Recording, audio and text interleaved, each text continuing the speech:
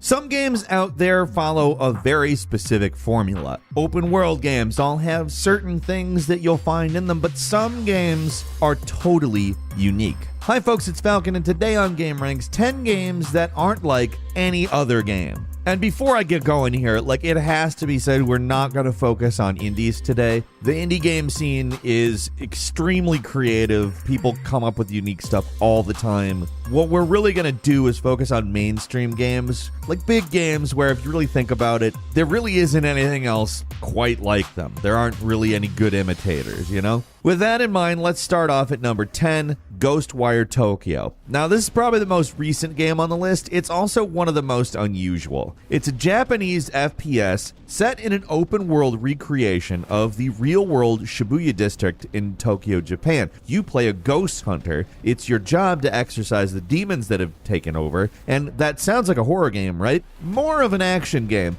Yeah, there are some minor horror elements, but mainly an action game. Instead of guns, you use magic to defeat the ghosts, which makes this game feel kind of like a first-person Devil May Cry, rather than an FPS. It's really unusual.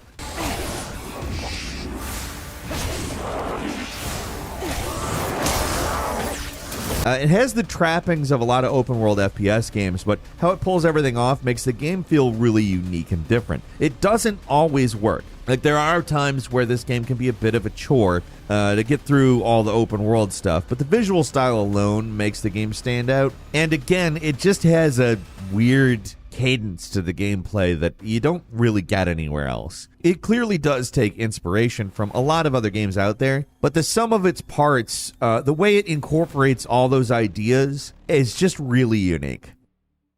At number 9 is Undertale, a subversive RPG that can feel similar to other games in terms of tone and some of the ideas of the plot, but the presentation and style make it completely unique even now. There's a few imitators out there at this point, but they just don't hit the same way as Undertale. Undertale's set in an underground world filled with monsters and has a very strange but easy to understand turn-based battle system where whenever an enemy attacks, you manually control a heart in order to dodge them. The battle system alone would be enough to make this game stand out because it's basically a JRPG battle system that plays nothing like a JRPG battle system, but if you know how to play a JRPG battle system, you know how to play Undertale. That's kind of the best way to describe it, which is laborious. But they managed to do a lot of clever things with what seems like a really basic concept. But the real noteworthy thing that everybody remembers is that this is an RPG where you do not have to kill anything. You can choose to be totally non-violent by selecting the spare option in battle, and that's not all you can do.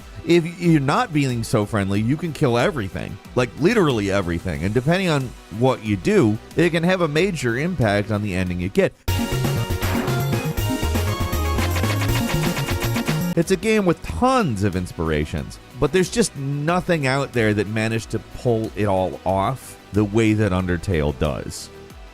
At number 8 is Bully. It's easy to call Bully GTA but in a school, but I think that's selling the game a little short. You almost never see Western developed and published games set in a school, let alone one by a studio like Rockstar, and never with this kind of love and detail. Instead of being set in a sprawling open world playground, Bully's set in a small town called Bulworth. You play as Jimmy, a new kid at Bulworth Academy, and at least at first, the game is probably the opposite of a Grand Theft Auto game. You have to go to school, avoid getting into trouble, you can't kill anyone for fun, hell, you can't even leave the academy for the first few hours. Rather than being an unstoppable killing machine like a GTA game where you're free to basically do whatever you want, in Bully you're a kid, and at best you can beat someone up and maybe avoid detention by running away from the prefects.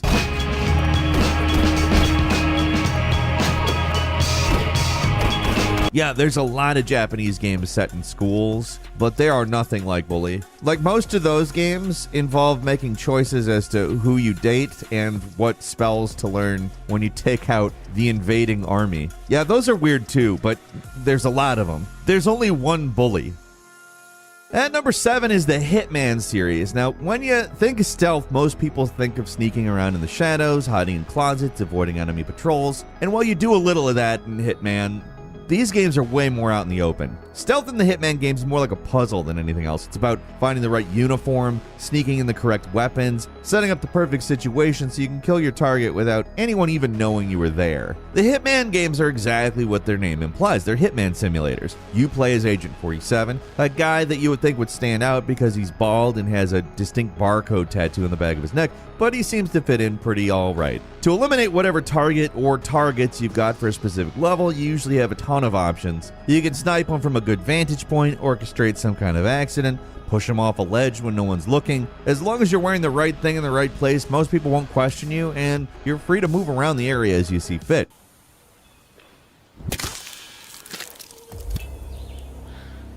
Rico Delgado has been eliminated. All these interlocking systems make each level in a Hitman game basically a huge puzzle that needs to be solved. It's all about trying to get that coveted silent assassin ranking, which you can get by killing your target without alerting anyone or leaving a trace of your presence. Getting that perfect assassination is super satisfying, but it's almost just as fun when you screw up, because that's when you just grab a machine gun and go on a rampage. The Hitman games have elements of stealth games, adventure games, and third-person shooters, but the way all those pieces come together just make it something nothing like anything else.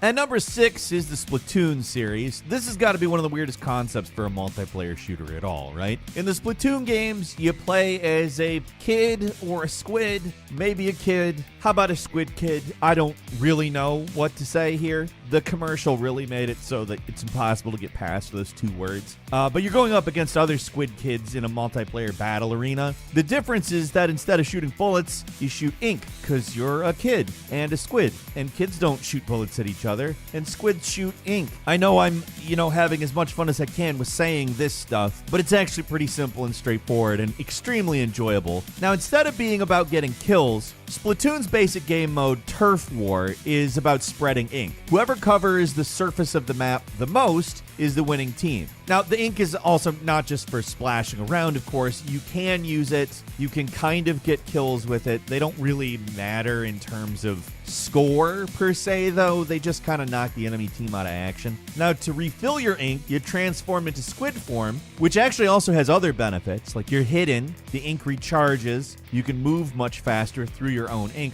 Like, normally, the movement is pretty slow, but traveling through the ink is essential to getting back to the front line quickly, especially after you've been knocked out, and you can flank opponents this way using all of these moves to your advantage. This is all wrapped up in a really cool urban style, which is pretty unlike anything else out there. The Splatoon games are both kid-friendly and weirdly dark. Just the fact that the series comes from the usually risk-averse Nintendo kind of makes the thing seem that much more original. And really, Splatoon, fantastic games.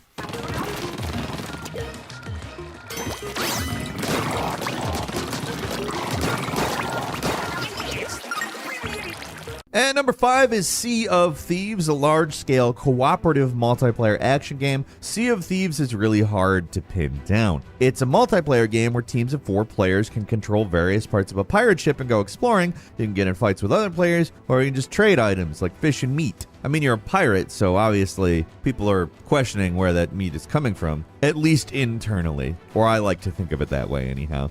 That's a pretty basic rundown of what the game has to offer, because it's getting consistent updates and has since it came out way back in March of 2018. Basically, if you want a game to do pirate stuff in, this is the game to do it. The entire package is wrapped up in Rare's unusual brand of humor as well, which gives it a really unique flavor. And there are a few pirate games out there. There's just nothing even close to the ambition and weirdness of Sea of Thieves, though.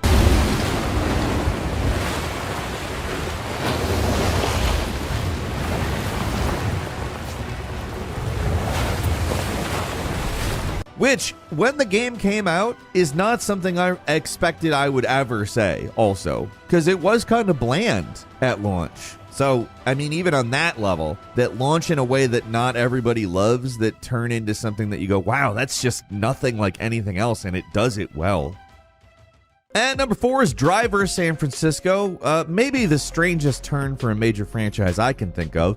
In the PS1 era, Driver was a huge franchise. They were semi-realistic driving games set in a massive open-world city, and you could really only drive, but I mean, they were pretty ambitious in that way. With Driver San Francisco, they just completely changed the formula. Instead of just being able to control one car, you can possess any car you want. It's done seamlessly. When you leave a car, the world goes into slow motion, and you can fly around and possess a new car, which is weird. This little mechanic lets you do crazy stuff like swap into a new car mid-race, switch to a vehicle heading the right direction if you take a wrong turn during a time trial, or if you're feeling spicy, you can possess a bus and crash it headfirst into your rival racers. It completely changes the dynamic of the game, and takes what would otherwise be a pretty simple driving game and makes it one of the most fun and unique racers out there.